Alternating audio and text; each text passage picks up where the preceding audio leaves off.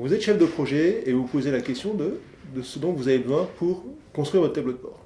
Réfléchissez à ce que vous voyez quand vous êtes au volant de votre voiture. Très simplement, quand vous êtes en train de prendre la route des vacances et que vous voulez faire un point sur l'avancement de votre voyage, vous allez regarder tout d'abord le nombre de kilomètres que vous avez parcouru. Donc il faut effectivement dans votre tableau de bord que vous regardiez l'avancement de votre projet.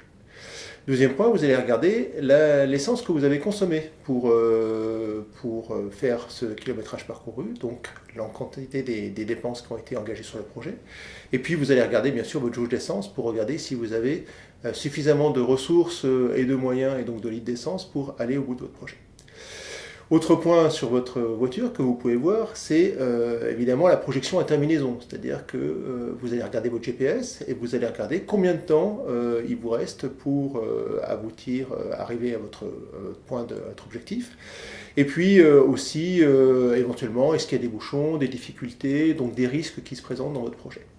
Et bien c'est tout ça que votre tableau de bord doit en fait représenter, à la fois une vision du passé sur l'avancement, le délai, le planning, les coûts, et puis une projection aussi à terminaison avec les risques, les coûts à terminaison, une nouvelle version du planning.